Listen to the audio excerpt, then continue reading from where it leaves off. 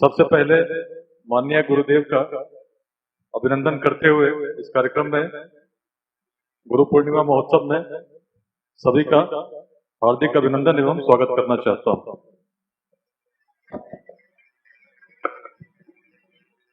भारतवर्ष में इस कार्यक्रम का बहुत महत्व रहा है अति प्राचीनतम काल से।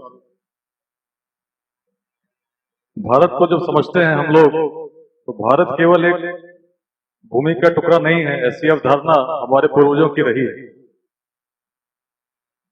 शास्त्र जब हम पढ़ते हैं हम पाते हैं कि गुरुजनों का सम्मान ऐसा होता था कि शासक भी अपने सिंहासन को छोड़कर उन्हें समर्पित कर दिया करते थे।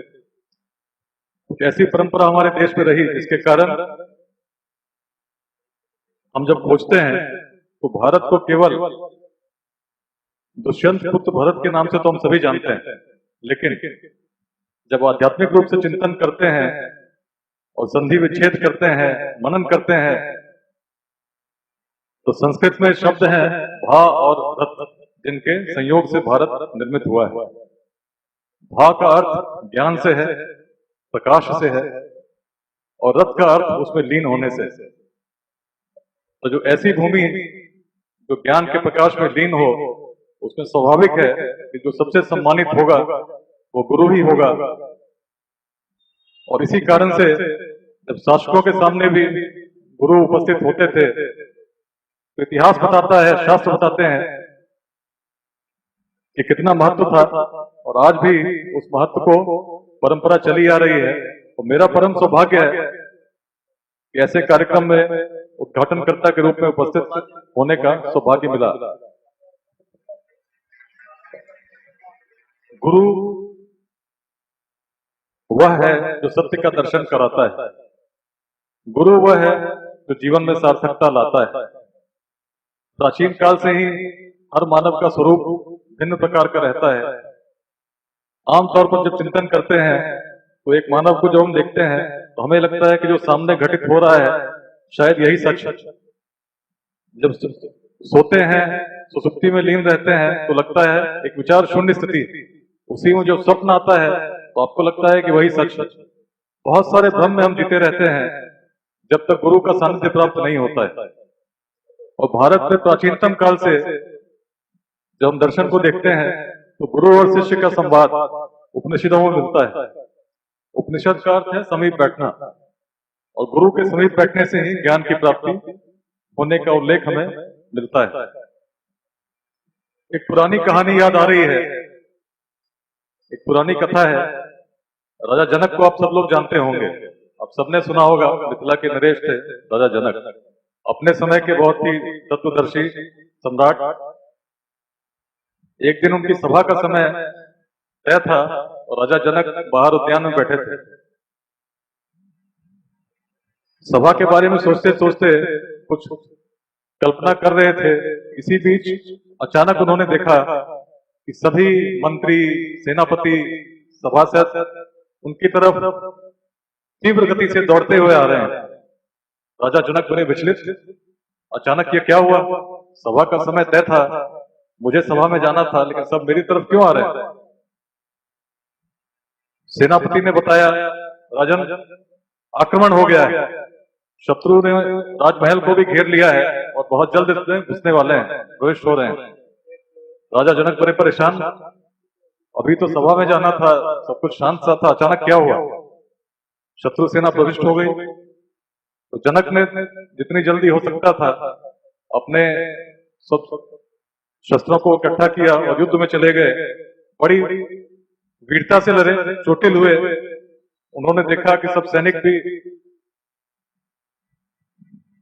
मरते जा रहे हैं, सेनापति भी हताहत हो चुके हैं, और जो स्थिति है उनके विपरीत जाती हुई देखते देखते उन्हें बंदी बना लिया गया। जनक बड़े विचलित, शत्रु का अहंकार, शत्रु ने उन्हें राज्य से निष्कासित कर दिया, और जनक बड़े परेशान कि अचानक क्या हुआ, मैं चोटिल हो गया, इतना सब कुछ चल रहा था। तो चलते चलते जब राज्य से बाहर निकले तो लोग भी उनको बड़ी हेय दृष्टि से देख रहे थे। एक हारा हुआ राजा जिसके बारे में शत्रु ने ऐसी घोषणा कर रखी थी कि जो भी इनको सहयोग करेगा वो राज्य का शत्रु माना जाएगा। तो इस परिस्थिति में जब निकलते निकलते काफी दूर पहुंचे तो एक जगह अन्न बट रहा था, बहुत भूखे थे। उस भूख की अवस्था में एक पंक्ति में काफी लोगों को जब उन्होंने खड़े देखा तो वे भी उस पंक्ति में लग गए। पहुंचते पहुंचते जब भोजन के पास पहुंचे तो भोजन के कुछ ही कण बचे थे। उन कणों को जब उनको प्रस्तुत किया गया एक पात्र में तो बड़ी थकावट के साथ उसको ग्रहण करना चाहते थे। इसी क्रम में एक पक्षी ऊपर से उड़ता हुआ आया और उसने पात्र को नष्ट कर दिया। जनक बड़े विचलित, तत्वदर्शी राजा थे, बहुत चिंतन में रत हो गए, चिंतित हो गए, क्या हो गया, अचानक इतना परिवर्तन कैसे आ गया। अभी तो मैं सभा करने वाला था, अचानक शत्रु आ गए, मेरी सेना का नाश हो गया, राज्य नष्ट हो गया, भोजन पे भी ग्रहण लग चुका है।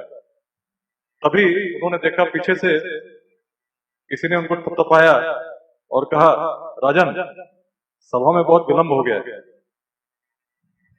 अचानक जनक की नींद खुली, उन्हें एहसास हुआ कि जो ये सब चल रहा था ये स्वप्न था, ये स्वप्न ही था जिसमें इतना कुछ व्यतीत हो गया। मैं तो यही था, सभा शुरू होने वाली थी। तब जनक के मन में प्रश्न उठा, ये सच या वो सच, जो मैंने स्वप्न में देखा था वो सच था या जो सामने हो रहा है ये सच। अब जनक इतने विचलित हुए कि जो भी उनके सामने आता, सभा में नहीं गए, जो भी आता उससे पूछते ये सच या वो सच, और कोई बात बोलते ही नहीं। सभी परेशान, एक दो दिन तक यही क्रम चलता रहा। उसी बीच में गुरु रूप में अष्टावक्र मुनि का आगमन हुआ। महर्षि अष्टावक्र जब आए, उन्होंने भी स्थिति को भांपा और जब उन्होंने देखा क्या बात है तो जनक ने उनसे भी प्रश्न किया, ये सच या वो सच। तो अष्टावक्र ने कहा, जनक न ये सच न वो सच, जनक तुम ही सच। बात समझाने के लिए जो गुरु का दर्शन है अष्टावक्र के रूप में उस समय उनको मिला और बहुत ही अच्छा विवरण हमें मिलता है। जब आदमी के रूप को हम देखते हैं, जो सामने में बोल रहा हूं आप सुन रहे हैं, ये सच लगता है। जब सपने में रहते हैं वो सच लगता है, और जब हम सोए रहते हैं, विचार शून्यता की स्थिति में रहते हैं, वो कुछ नहीं लगता है। लेकिन सच इन सबसे परे होते हुए भी इन्हीं के मध्य है, और सच हमारे अंदर है। जैसा अभी कह रहे थे, दिव्य ज्योति को हमने जलाया, दिव्य प्रकाश अपने अंदर है।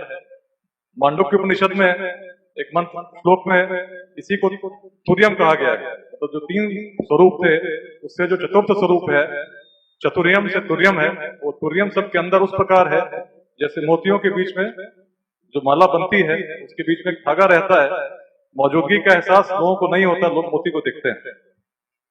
गुरु का जीवन में आने से उस अंतर तत्व को हमको जानने का अवसर मिलता है जो राजा जनक को मिला। प्राचीन काल से एक एक मनुष्य जिसने चाहा उस तत्व को जानने के लिए, जब गुरु का सानिध्य उसे मिला, उसने अपने जीवन को सार्थक सिद्ध होते देखा। और समाज में सार्थक योगदान हम तभी दे पाते हैं जब स्वयं को समझते हैं, अपने उपस्थिति का कारण समझते हैं। और उसी का प्रतीक गुरु पूर्णिमा पर्व है। अपने गुरु के प्रति, जिस गुरु ने हमें ज्ञान दिया, दृष्टि दी, उसके प्रति अपने समर्पण को व्यक्त करने का। तो परम पूज्य गुरुदेव का पुनः अभिनंदन करते हुए मैं सभी को इस प्राचीन भारतीय महापर्व की शुभकामनाएं देना चाहूंगा तथा प्रार्थना करूंगा कि सभी के लिए निश्चित रूप से महोत्सव कल्याणकारी सिद्ध हो, अपने तत्व को जानने में और समाज में सार्थक योगदान देने में सार्थक बने। सभी को नमस्कार, प्रणाम।